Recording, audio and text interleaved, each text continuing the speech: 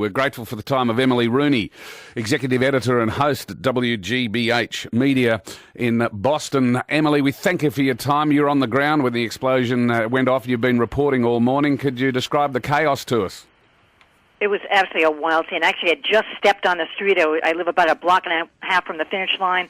I was going to head over and watch some of the runners come off, where I heard two large booms.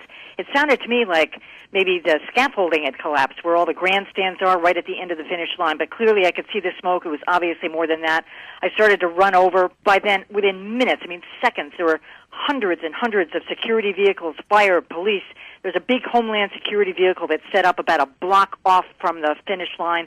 It's got satellites and FBI agents.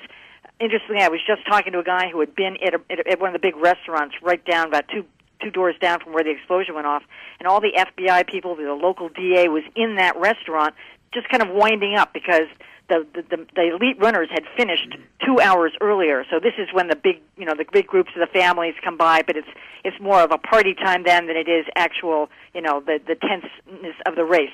So these people obviously knew. They knew what time the masses were going to be crossing the finish line, which is about 3.5 hours into the race. Did you see any of the casualties that resulted from these explosions?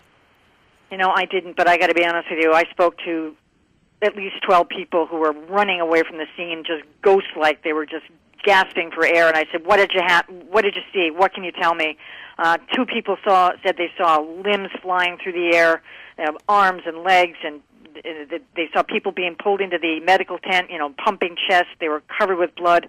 We were just told by one of our reporters over at Massachusetts General Hospital that virtually all of the casualties in that hospital are amputees, people who lost limbs in these explosions. Emily, 2 dead, I think, is what the Boston police are saying, but then you have perhaps the New York Post, which is reporting 12. Would you incline that it's going to be somewhat more than 2?